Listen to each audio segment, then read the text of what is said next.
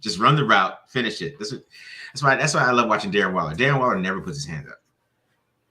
He just runs the route. If he gets missed, he just runs back to the huddle. You know what I mean? That's why everybody tries to act like he's a bad teammate, like he's sitting out because he doesn't like Carr. Like he's the only one who doesn't like get stupid. He just runs back to the huddle. You know what I mean? Doesn't throw a fit. Yeah. And the next time, because he knows the next time it's gonna be right to him. You know what I mean? Like, right. He knows. Right, but I mean, to be a tight end versus being a wide receiver, it takes a different mentality. It takes a different attitude. You know, so. Here, I'm about to hit the intro. You are now listening to TBL on silverandblackpride.com. This play used to be run with Henry Ruggs, and we got Darren Waller on the choice route, Hunter Ripper on the shallow. But I want you guys to watch Tyrann Mathieu here, okay? You see the ball is out here. He's breaking on the ball. I think if he got a little closer. Everybody, we are back. It is Tape Don't Lie. It is your favorite Raiders podcast, favorite Raiders channel, favorite Raiders everything. We are back. You guys already know what to do. Hit the subscribe button. Subscribe. Got my hair all stuck up here. Subscribe. Hit the subscribe button. Go ahead. Hit the like button if you like it. Right? Hit the like button if you like it. Go ahead. Hit the like button if you dislike it. Subscribe. Leave a comment if you don't like it. Leave a comment if you do like it. Right, guys? So make sure you guys do that. Make sure you guys manscaped.com too as well. You know, you're going to see an ad later on, manscaped.com. Discount code TDL. Make sure you guys support us that way. Also, you can support us with the shirts. I'm rocking it right now. Tape Don't Lie, the sweater. See it? It's fresh. Nice. It's nice. I'm going to be representing. You washed it? Yeah, I washed it too. This is washed. Okay. Yeah, okay, there you go.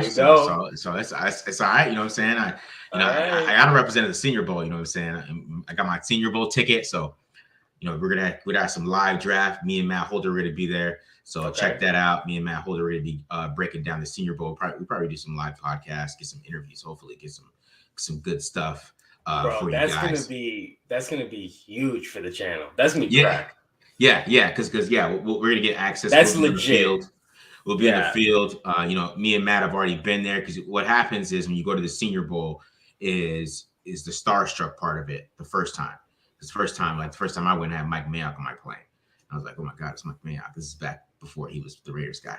But you know what I'm saying? Like you see Mike Mayock next to you, and then you see David Shaw sitting there and they're talking to each other, and then you know, Pat Shurmur on the way back home. So it's just that starstruck part of it. But once you get to the next time, it's like, yeah, whatever.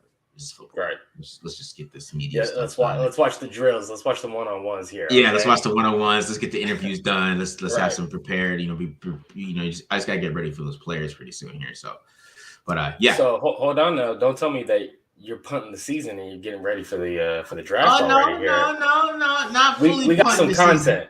We got some content right here for the people. Correct me. Yeah, I'm not fully punting the season, but I'm just telling you what we're gonna do because you know me and Matt, we're ready to go. So we're ready.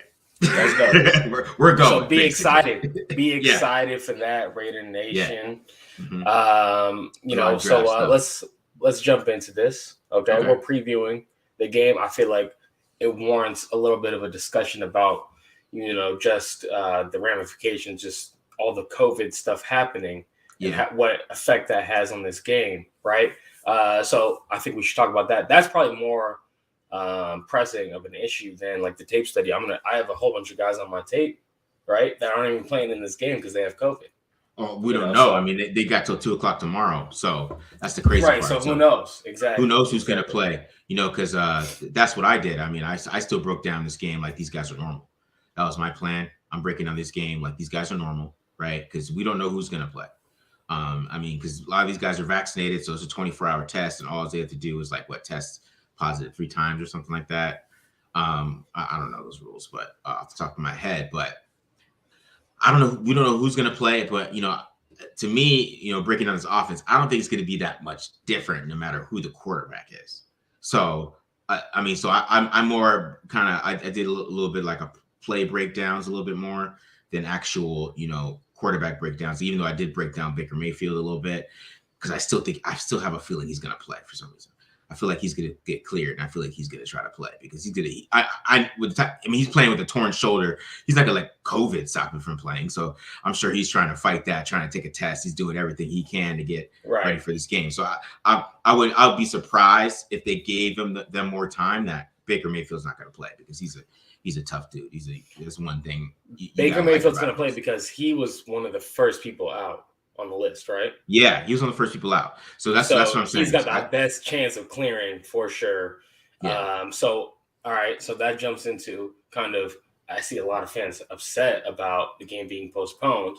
Yeah. They're saying that it's shafting the Raiders. So if you're telling me that Baker Mayfield's going to get cleared, then yes, that does shaft the Raiders. For sure, right? 100% is shafting the Raiders. This is definitely it's entertainment. I mean, this is the NFL is. You want the quarterbacks to play. I mean and I always come back to this. Everybody centers the quarterback so much, right? We all overrate the quarterback. We put the losses on the quarterback. There's so much loss on the quarterback, right? Oh my God, the quarterback's terrible. The quarterback wins. Oh my God, he's so great, right? I always talk about Lamar Jackson when they lost to they beat the Browns 16-10. I think it was the Browns on national TV or whatever, and he threw 4 interceptions and he got interviewed after the game, and I was like, why are they interviewing him?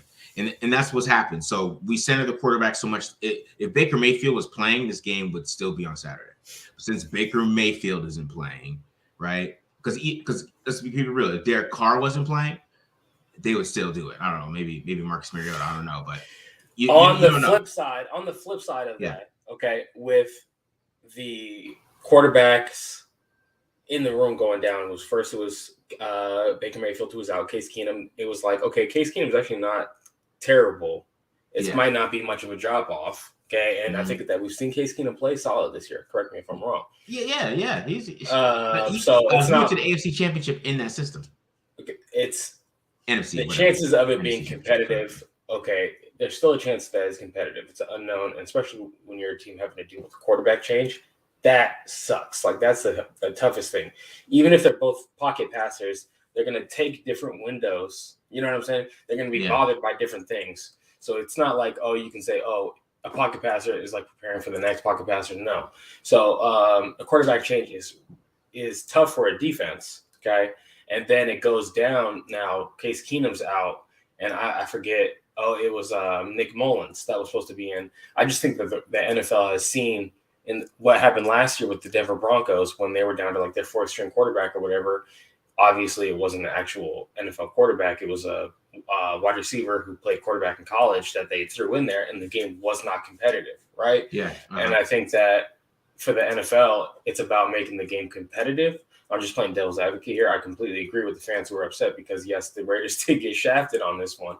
For sure, they're giving the other team time to rest up to get – it's not like the Raiders are dealing with this. The Raiders are good. So they're giving the other team time to rest up, heal up, and then shortening the Raiders' subsequent next week's schedule. So it is shafting the Raiders for sure. It just adds to the difficulty level. I think that there should be enough players out, though, that the Raiders hopefully are able to take advantage also of the Browns having to probably quarantine and not be able to like be in person and just having to like do Zoom calls leading up to this. Hopefully the Raiders can take advantage and pull out the victory. I still want to see the Raiders win, even if we're talking about draft status at the end of the year. Yeah.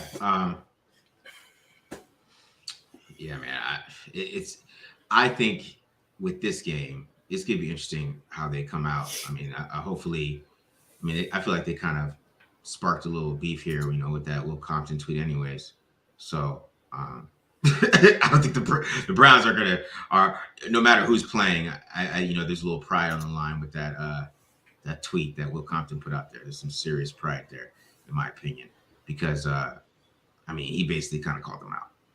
No matter how you look at it, I mean, it's at anytime, anywhere, the Browns, except the Browns. You're right. That's kind of right. No, that's kind of. You're calling a team out. I mean, Myles Garrett does not have COVID. That's all I know. That's all I've been thinking about all week is that Myles Garrett does not have COVID. I wish I could save comments from the last one. Someone was like, if this is what the offensive line looks like against Frank Clark, Myles Garrett is going to tear Derek Carr's head up. Something like that. I'm paraphrasing. Yeah. Right? I mean, Clowney's out. Clowney's out. But just Garrett went out, so the chances of him passing, but Garrett is the best defensive end in football. Okay, bar none. TJ Watt is a rush linebacker. TJ Watt's the best rush linebacker in football. Okay, but like as far as like an even fronted defensive end, who can play, at 270 pounds, and really mix it up as far as being a defensive lineman, right? That's Myles Garrett at the defensive end spot. He's the best in football. He's a freak athlete, right? And it's scary watching him because it's not always like, oh, this is incredible talent. It's like, that's scary what's happening on the field, right? So, I mean, the sky's the limit for this guy. He can still keep on improving, but he's still a terror right now as it is. So I'm definitely going to be covering him in the breakdown. What about you? What about offense? Who else besides the quarterback position in flux for the Browns? I covered the run game. I really like the run game. I really like Ernest Johnson. That is somebody that I really like. I really like him as a player. Like I wanted to look up his contract because man, he run the football. What number is he? Number 30, the guy who ran the ball all over the Broncos. But it's not just the Broncos game. After that game, they keep giving him the football. I mean, he had some really good runs against the Ravens last week. So I was like, okay, yeah, I mean, that dude could run the football. And I think that's how a lot of NFL teams miss on these guys because some guys are just great runners with the football in their hand. They see things, and they might not be the fastest guy. They might not be, the biggest guy, and they might not come from a big school, but they can just run the damn football. And, I saw that from the Lions guy today. He ran all over the Cardinals. I forgot his name. But I mean, he came out of nowhere. He was some undrafted dude, and he had 100 yards today. Had 100 yards last week. You know what I'm saying? Like some guys could just run the football, and the Browns found one. And I'm interested to seeing when what he's doing in this offseason after watching his tape because that dude is 1,000-yard back. And then they got Chubb too. So I mean, that's what the Raiders have to focus on. They have to stop the run game first. If they don't, then you're talking about this other guy. Chubb is Chubb is a beast. Come on, that's a tough tackle. Hit a home run on you if there's a crease. He can hurt you in a lot of ways. Yeah, but Dearness Johnson, he brings the pain. So that's how they mix it up. So Dearness Johnson brings the pain, and then Chubb brings the wiggle in both. So that's the he brings the speed, pain, and wiggle together. That's what Chubb does. For sure. Yeah. I mean, the run game is special. I think the pass game is where you want them to pass the football because they don't have a lot of guys outside of Jarvis Landry. They really don't have anybody who can win outside. Jarvis Landry also is on the COVID list as last time I checked. We don't know, but I think he was early too. So that's what I'm saying. We don't know. But I mean, if Jarvis Landry's out for them, it's gonna be a long day for them trying to pass the football because I don't think other guys can't separate like at a high level. It's gonna be tough for them. Before we even get into your, breakdown, I'm sure it's going to be just great run blocking, fantastic run blocking, and just questionable passing the ball. You got to make this team pass the ball, right? Like, you don't even have to watch the film to know that, right? Like this is not a high octane passing offense, so it's about stopping the run. Yeah, 100%. You got to stop the run first, right? You got to focus on the run. I'm going to show a little bit of how the Bears stopped it. I think I showed it on an earlier episode, but I'm going to show it again. Of what they did to kind of stop the wide zone. But what the Browns are doing, what the Browns are doing, they're running a lot more power. And then they're running a lot of, kind of flat throws and stuff like that to kind of minimize a little bit of Baker Mayfield and his mistakes. So what they're doing is, they're running some play action and then, getting linebackers out of their position because what they usually do is I'll show it. I mean, they hit the digs and stuff like that. But they're mixing it up. So they can keep moving the football, but I just think that the passing offense is just not that, special at all. So, all right. So while you get that going, I'm gonna shoot us over to one of our sponsors for a quick commercial break, and then we'll get back to us.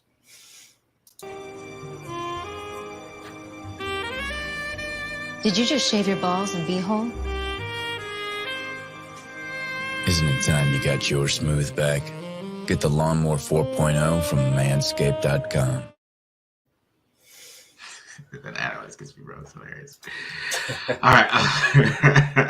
You weren't expecting that. You weren't expecting that from Manscaped, were you? Okay. It always gets me off guard, bro.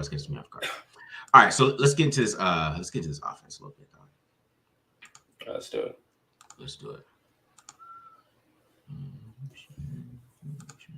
Let's see some. All right, you got it. Yeah, I got it. All right, cool. All right, let's start with this run game. All right.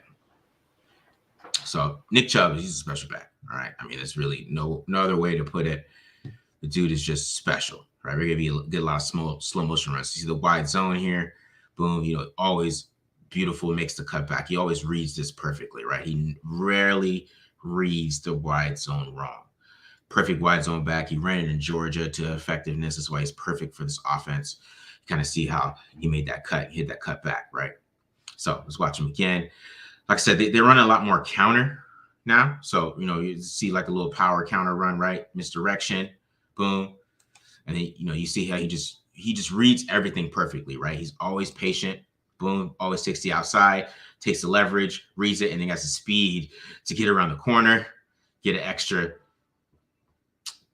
7 yards, right? Turn 13 into 20 because this is his special talent. This dude's just a freak, right? I mean, this is basically what he is. He's a freak of nature, right? See the misdirection again, right? Same blocks. I mean, they love these to run this type of block, right? Patience. Look how he set it up. He sets up Janovich, boom. Then he can cut back, break a tackle, still get 5.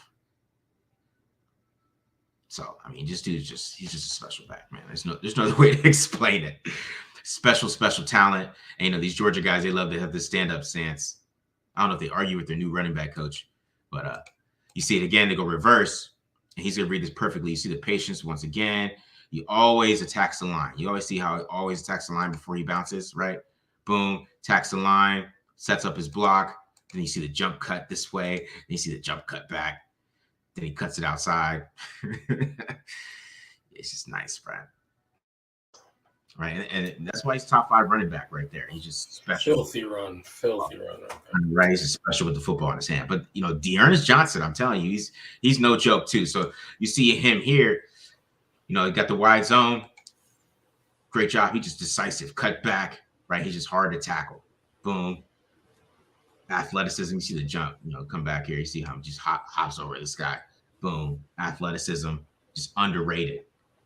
Right, he's pumped. He came to play. He's like, I'm going to show out on national TV on Thursday Night Football. Right, boom. See the power, nice little power run straight up.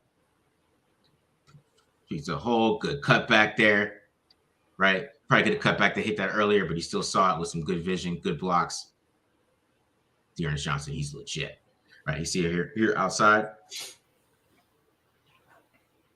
little more of the wide zone, outside zone. The Browns love to run, right? You see just perfectly breaks a tackle, gets upfield. I said he brings the pain. I'm saying both these guys are legit. And Dearness Johnson is not on the COVID list, right? You see it once again. Gets skinny, breaks a tackle. It's just good. I can go watch all the time. Right? Boom. Gets skinny, breaks the tackle from the defensive tackle. Just legit running the football, right? And but I love how the Bears play this, right? So you see how the Bears are playing for this wide zone, right? And I know the Raiders don't have Khalil Mack, but I mean they could have. But see how Khalil Mack keeps that outside. We'll come back to this, right? See how he plays this. He's playing for the wide zone. He's trying to, he's playing the bounce, basically, right? So then Roquan Smith, he comes and plays what they call, the straight up design of the run. And then you see the back end, defensive end right here. He's playing the cutback, right? So he's playing the cutback. Just kind of breaks it down. You got to keep that gap or integrity against the wide zone. Yep. Yep. You see it one more time. Here we go.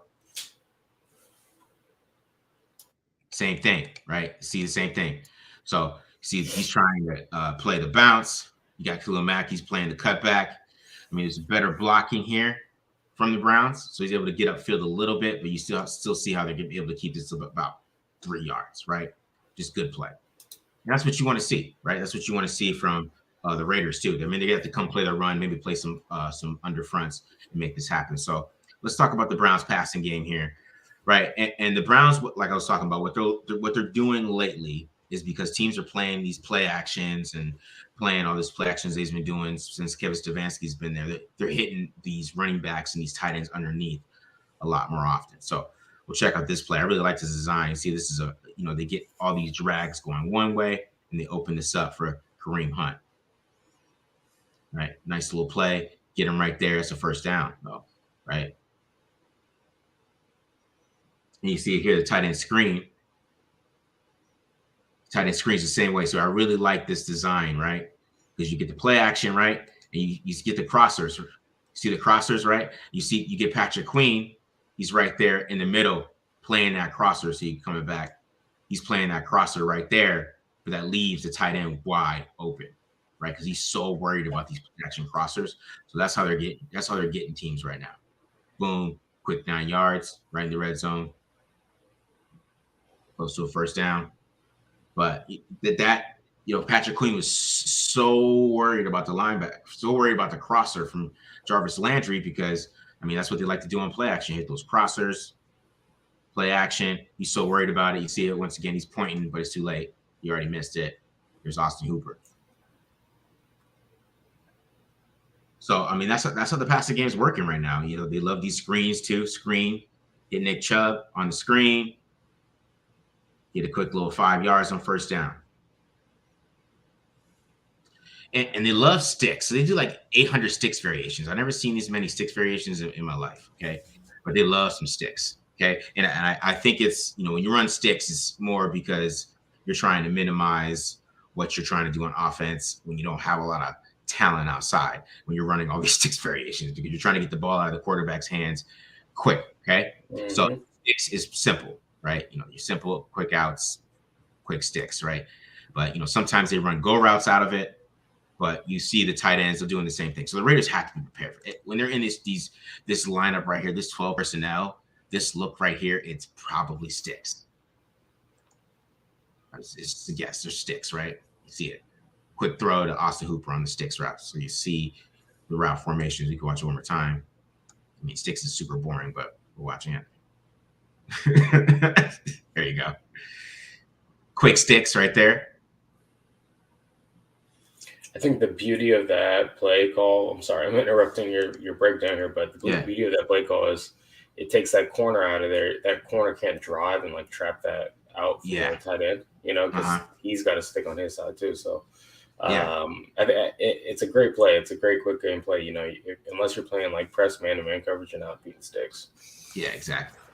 So, but the Raiders playing cover 3, we're going to see a lot of sticks. They're going to run the sticks a lot. But like I said, they got a lot of variations off it, right? But I like how the Ravens played it this time. As you see Bowers, he comes off, right? But there's sticks to this side. But, based on the coverage, Mayfield, he came to his left, right? But you see how Bowers, he comes off, kind of takes away that route, makes, Mayfield not just get rid of that football.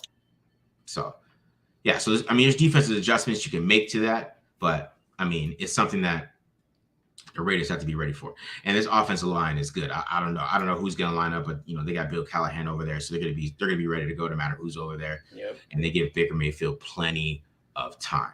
Okay, it is just he makes sandwiches back there sometimes. He doesn't like the pocket too much, which we'll go over in a second, but he loves to make some sandwiches back there. Right? He just look at all this time. He just look at this room he's got, right? All that room in the pocket he has. And they're just,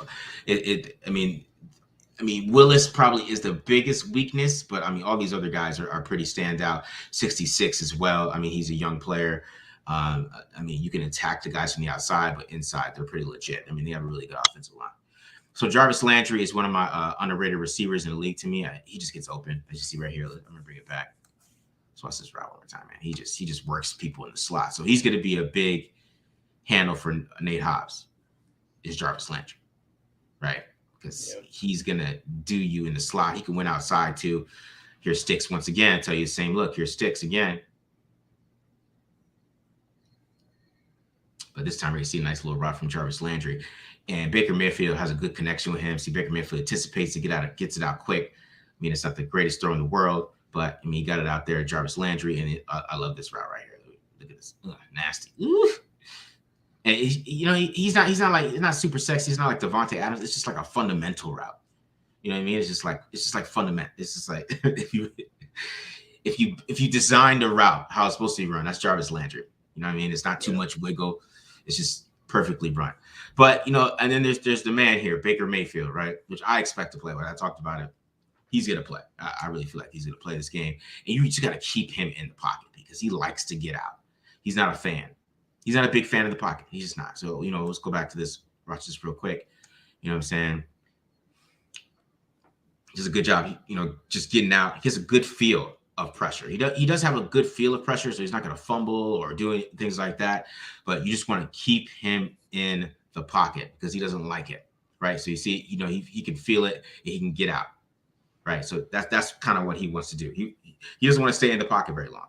He wants to get out and make a play, right? So, but I want to show this play, right? Because stop it right here. Let's go back.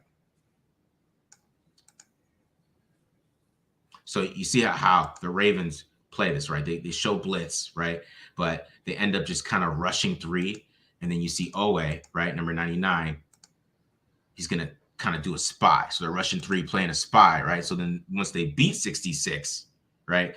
And, Mayfield, like I said, he has good feel in the pocket. He does, right? So he's able to get out. But here comes Owe, right? He's got to get rid of the football. So you want to contain him. You want to keep him in the pocket.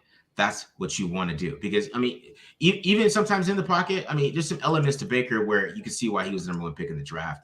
Right there, this is a great throw. I really like this throw right here. Step up in the pocket, get rid of it early, good anticipation, right to the guy who he thought he doesn't need anymore.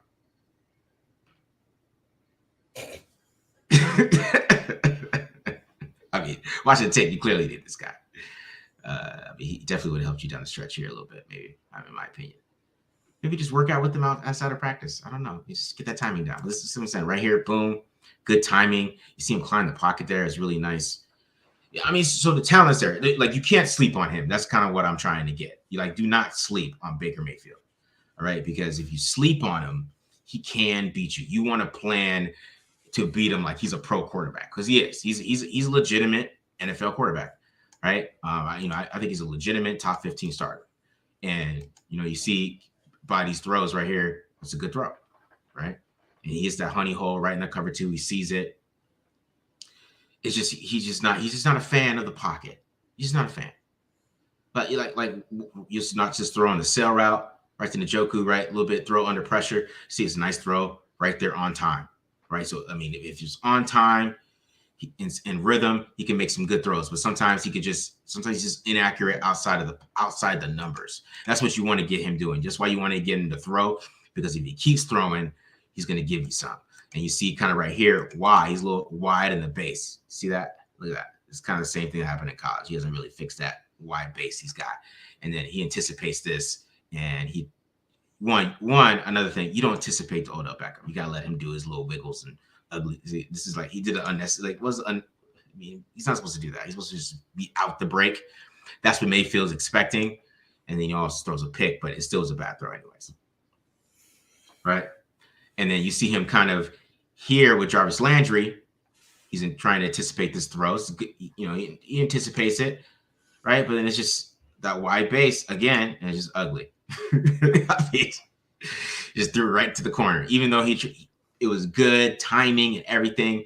But sometimes he just has that base. And I want to show this play again because I really like what the Ravens did here. So the Ravens like to run this blitz where they run this against the Raiders, right? Where they kind of overload this side and they come over here and, they kind of overload and kind of create a 3-on-5 matchup, right? But the Ravens did a little something different because this is what I was talking about, keep him in the pocket. So let's watch this.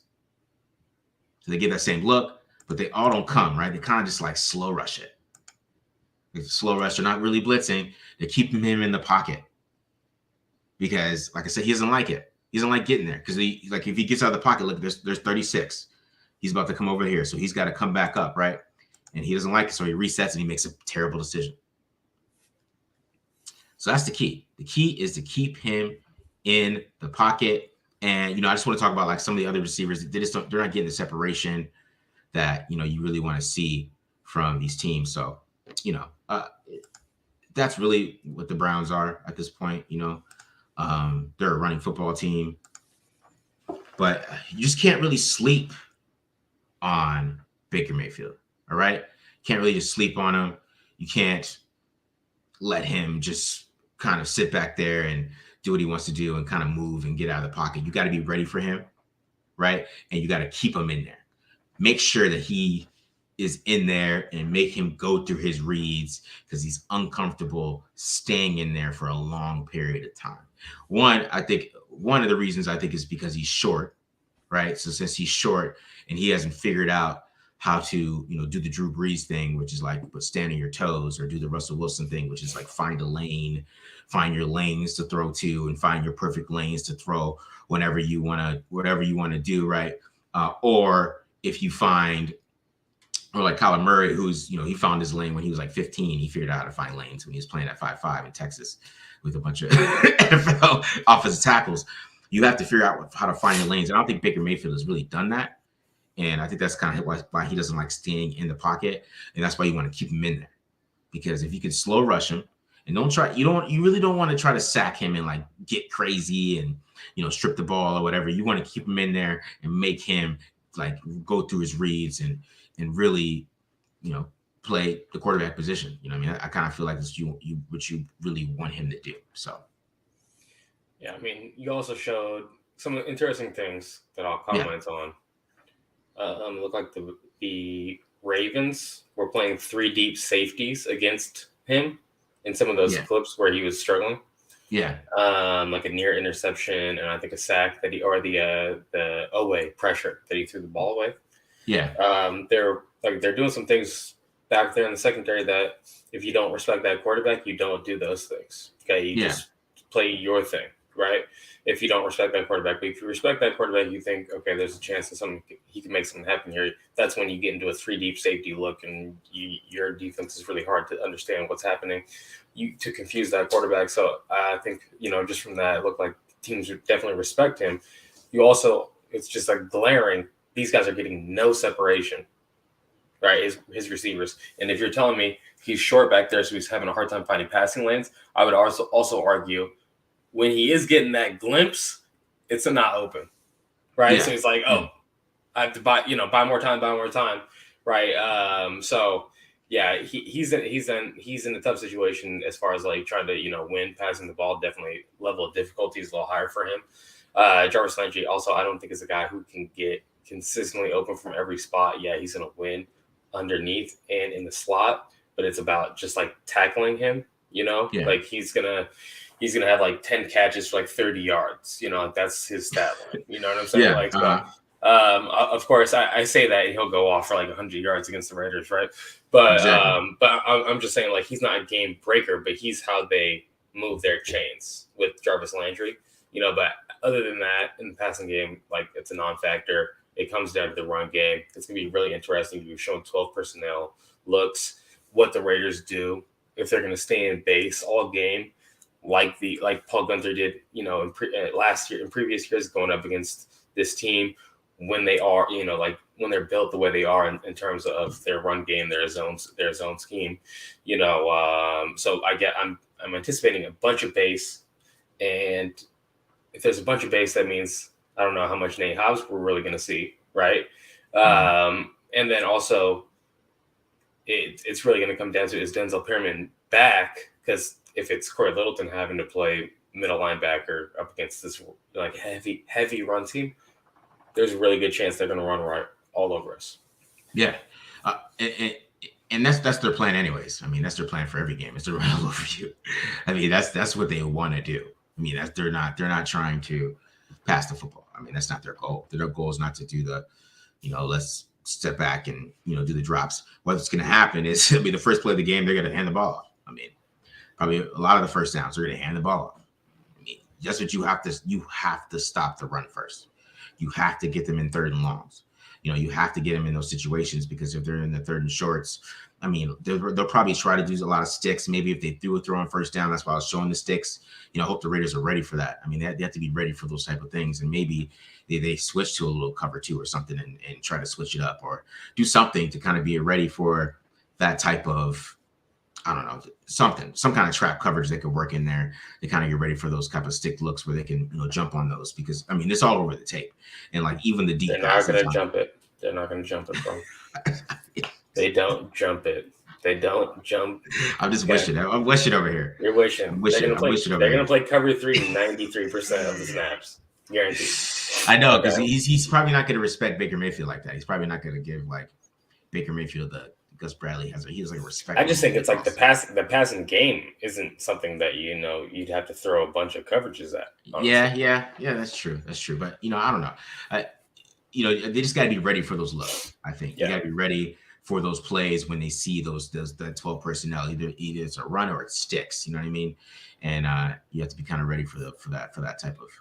I think Devon Diablo is going to be out there, and I think that this is going to be a big game for him. This is an offense that likes to get bunches and stacks, play action. You got crossing routes. That's a weak side linebacker in this defense. Devon Diablo. That's going to be it's going to be a big game for him, and we're going to find out how ready he is to like take that step as a starter. I'm hoping that he plays. I'd like to see what he's got. We know we've gotten Littleton at this point, and I don't know if he's going to have that physicality that you need, honestly, to play in this game against the run. You're showing me that guy 30. Okay. He looked pretty good. How tall is he? He's like 6 feet. Who? The other Browns running back. I don't know how tall he is, bro. I have no idea.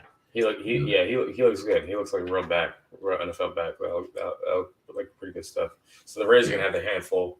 Linebackers going to have to come play. All right. Anything else that you want to talk about here before we switch over? No, man. I think the Raiders defense just has to be ready for the run game. I think if they stop the run, they can control this game. I mean, that's really at the end of the day. If you stop the run, because that's what the Bears did, even though Justin Fields got demolished. I mean, the Bears were still in that game the whole time because they controlled their run game, right? And then made them beat them through the air, and they were able to control the game. Okay. And that's what they have to do. And the Raiders' run defense is pretty good, man. I mean, they're 16th in DVOA, and the Football Outsiders against the run. They're pretty efficient against the run. I think when they want to stop the run, they get KJ Wright. I don't know if Perryman's good. I don't think Perryman's playing, right? I don't know yet. We're gonna find out, I guess. Yeah. He got a better chance with the game being pushed back. They definitely are gonna need him. That big touchdown that Kansas City scored last week is because, in my opinion, because Perryman wasn't on the ground. So yeah, I think we're gonna find out. But the defense does stop the run situationally. Yeah, it stops the run when they want to. It's like when they don't really want to and they just want to rush the quarterback. That's when you see some of these teams that don't usually rush for a bunch of yards all of a sudden have like 120-yard back or something like that against the Raiders. It's because they're like, we don't care. Yeah. That's what. That's why I think this game. You can't this game. Yeah. That's why I think this game they're going to do well and stop the run, because I mean that's why they were able to slow down Washington too, because they were like, okay, if we stop the run and and we stop Terry, we can hold them. So right. I mean, it's really it's kind of the same way with me. Like if you could stop the run and you could control Jarvis Landry, then it's going to be hard for them to move the football. Yeah, it's easier said than done with this great blocking scheme and these great backs. Yeah, they got like the great zone back of all, like whether like Kyle Shanahan's is trying to figure out how he can trade for Nick Chubb every single time he watches his film. How many first round picks, John? What do you think for Nick Chubb? How many? You give him like $50 million, bro. He just hand it off to him all the time. All right. Anyway, he'd also easily have $2,000. He'd be in the 2,000-yard rushing club with Shanahan for sure. Crazy. All right, dog. Here, let's shoot it over to an ad, and then we will get back over to the defense.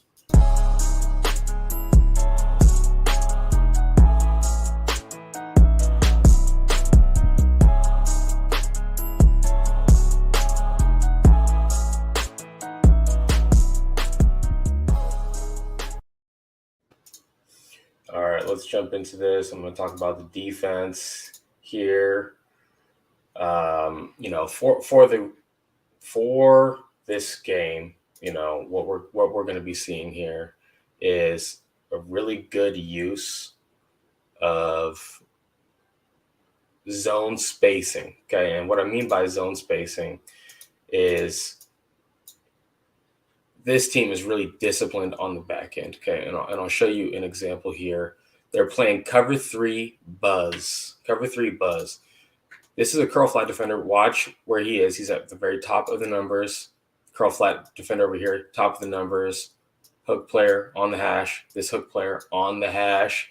Everyone is on their landmark. It's not by accident. It's by design. Okay, and it allows for a team to be able to squeeze these zones here when you stick to your landmarks and you play that read and react style of football. You can squeeze these zones, make tough passing windows, and they do a great job of getting in the passing windows, this defense here, okay? So this is another example. You see everyone kind of stick to their landmarks again, top of the numbers, hash, right? So we see great discipline, doesn't matter who's really out there. And, what happens is it leads to a Lamar Jackson sack. And you see him, he's looking across the field here. We got these guys staying patient back in this passing window instead of someone coming up here and jumping on this. That would be real easy, right? Instead of jumping it, they stay back here in that passing window. Lamar Jackson's trying to find it here. He's trying to find it here. He ends up taking a sack, trying to wait because the linebacker does such a good job just sitting back there in that passing window, okay? And they do this. This is all over the tape. Okay, here's another one. Okay, I want you to watch these linebackers again. Where are we at? Top of the numbers, hash. They do it every single time. Great discipline on this team. Okay, and you see this linebacker sitting back in here, waiting. Okay, not jumping up here and trying to come up and get this easy money right here. Sitting back and being patient. Okay, maybe Lamar takes that. He has no option but to run it. Obviously, we're not going to see Derek Carr doing much of that in terms of running for a bunch of yards or anything. So this is going to hurt him. And then you see again here, this linebacker. What does he see in his field of vision? Does he jump this? No, he doesn't jump this. He stays back here in the passing window. Do a great job staying disciplined. What does he do? He gets a pick, pass breakup for an interception right there. Okay, here's another one. This time they're in a too high look. Okay, and you see John Johnson. Okay, I think he does a great job of playing this technique to make it look like he's not going to actually get back deep here and bait this quarterback into throwing over the top of him over here. And you see John Johnson peel off on this. Okay, so they do it also in the secondary. It's not just the second level. It's not just the linebackers who can do it. It's also the secondary. Okay, and that's just another example of a great play that they made. And really, the whole story about this defense is the pass rush. It comes down to Myles Garrett. Here he is over here. He's just an animal. He's just a beast. I was talking about him earlier. You see him get chipped. He's getting double teamed, throws him off, inside move, just body slams the quarterback. Like, what is this? Okay, like he was blocked by 3 different defenders on that. Still gets a quick inside wind sack. Okay, here he is over here. Again, here's an idea. Probably don't just lose your feet on the ground and try to cut block this guy because he's going to kill your quarterback if you do that. Word for the wise. Okay. And it's not just rushing the passer, which he is really good at. Okay. You're going to see him also here, vision on the quarterback. You see his eyes. He's looking at the quarterback. He's going to get his hand up, get a piece of that ball, force an interception right there. Great job. And then, here's another one right here where, again, he's always maintaining that vision on the quarterback, fights through that, and gets a little bit on that, takes it off, makes it an inaccurate pass because of just the fingertip that he gets on it. Okay, so he's a super disruptive player. But it's not just Myles Garrett. Okay, this whole team is like they all got pass rushers, and who knows who's going to be in, who knows who's going to be out. Okay, but it's not just Myles Garrett. 58 can rush the passer. Jadeveon Clowney, obviously, he can rush the passer. This is a really good team of pass rushers. Now, I would say the Patriots had the best game plan for handling the pass rush and Myles Garrett specifically. Okay. And what they did was they just a bunch of screens, a bunch of draws. We're going to get a little draw here. We're going to get a cut block and then a draw. Myles Garrett has no chance really to make an impact play on this. They're just going to keep these guys at home, keep them from peeling their ears back. Okay. You have to. They're just going to, get the ball out super quick. Okay. So their game plan really was to just take this pass rush, take a little bit off this pass rush, and you're going to see him here run a little reverse. Anything that they can do to make Myles Garrett stay at home, they did it, okay? And they prevented him from taking over that game as a result, okay? But still, easier said than done, really. You know what I'm saying? Here, let me get up out of there. All right, cool. Easier said than done. Myles Garrett is a beast, but, we've seen him take over games, and judging off of what you were showing us last week about how the Raiders offensive line was handling, the Chiefs defensive line, I'm worried, really, because this is a really great defensive line. Yeah. And it is a spot drop team on the back end, but they're very disciplined and they're very athletic. Okay. And if you look at Jeremiah Owusu-Koramoah, I'm watching it and I'm like, man, they're dime personnel a lot. Like they got this 28 guy down here, safety in the box, right? And I'm watching it for like almost the whole game. And then I realized that that's actually JOK, the linebacker, right? And I'm like, okay, like their linebackers have speed. Like these guys are there to stop the pass. You know what I'm saying? Number 4, I think he might be out of the game with COVID as well. But his pass coverage was fantastic. I believe his name is Walker. I think it's like Kenneth Walker. I think he's the linebacker. But his zone drops were really good. They're not like great against the run. Those linebackers, they're there to stop the pass. Because when that pass rush heats up, it's going to be a problem. It's going to be tough. It's going to be tough to really start running the ball if this team gets ahead on you. And what really what I came away with is thinking like this is a better version of the Raiders defense. That's what you came away with that. It's a more talented on the back end. Okay, you got more impact players in the second level, and pass rush is better. I mean, you can't say Myles Garrett, Jadeveon Clowney.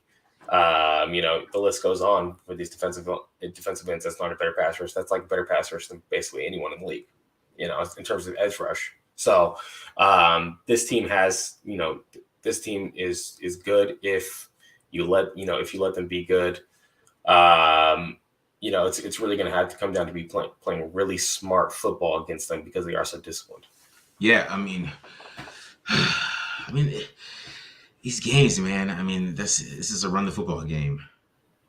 This is really what this is. This is a run the football game. The Raiders have to find a way. They have to find a way. They have to find a way to run the football. I don't know if Jacobs isn't trusting the line, then they got to get David Barber going.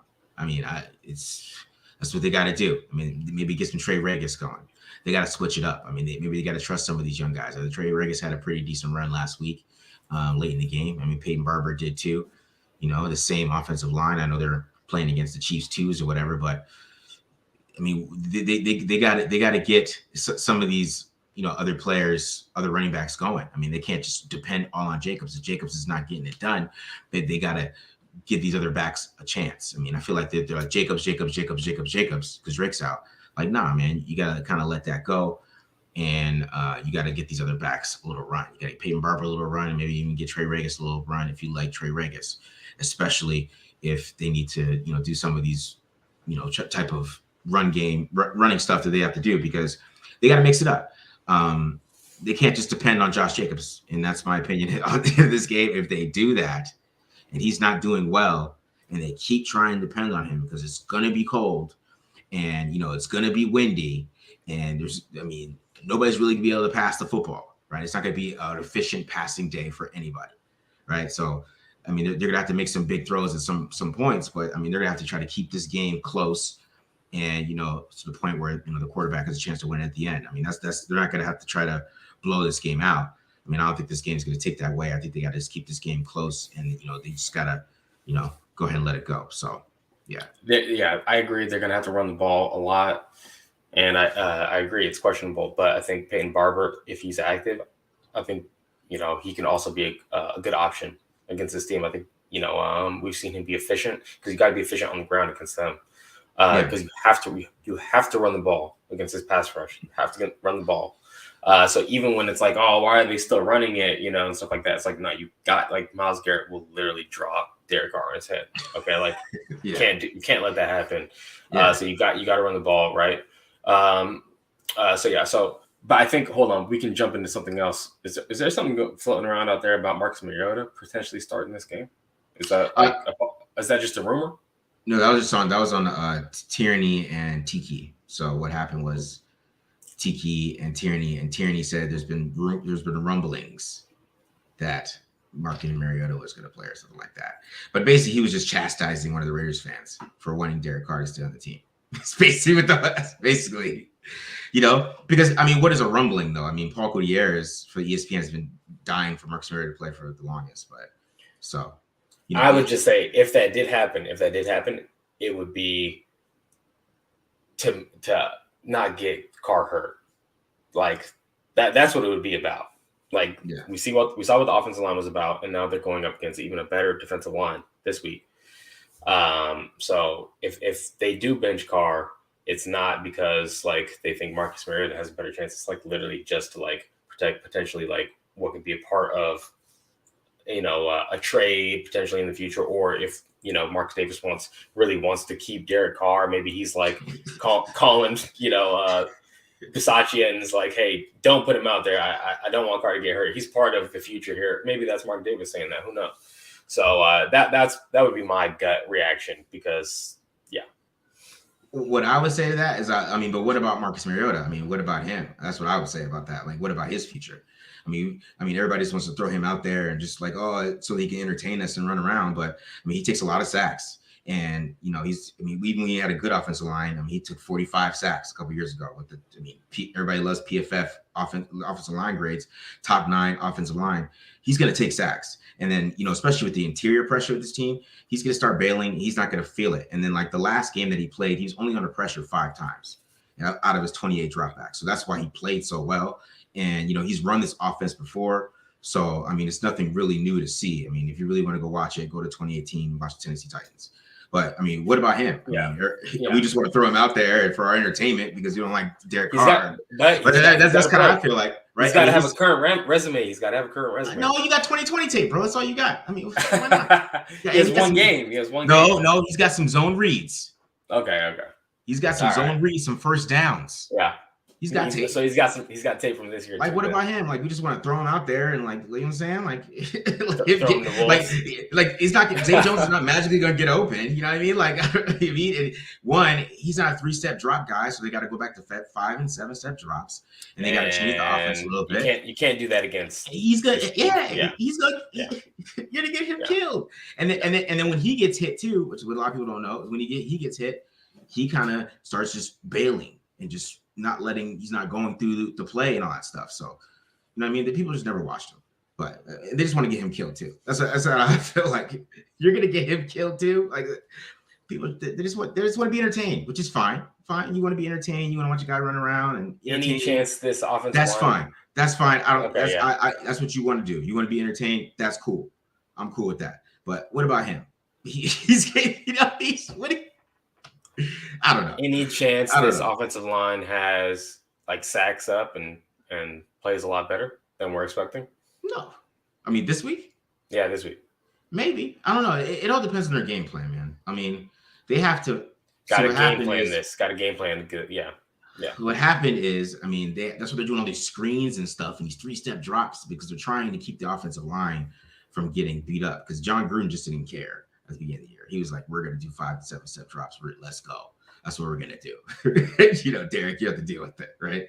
And, it led to a lot of big plays, but at this point in time, they can't do that. So, if they try to go to that 3-step drop or, try to go to 5 and 7, they're going to be in trouble. They got to run the football. That's the answer. So, but. Yeah. I'm with you. All right. Hey, we're coming up on an hour right now. Okay. I'm going to have to close down this show before my wife starts coming in here and starts screaming at me. All right, guys. Raider Nation, we appreciate everyone for tuning in to the Tape Don't Lie Raiders film channel. Make sure you also cop the Tape Don't Lie gear at the Bonfire website. Marcus is repping TDL right now. You can show everyone that you're the smartest Raiders fan that they know, repping the TDL gear. Also, make sure you visit Manscaped for 20% off plus free shipping by entering the promo code TDL at the checkout. That's it, Raider Nation. We appreciate everyone for tuning in. I'll let you. Peace.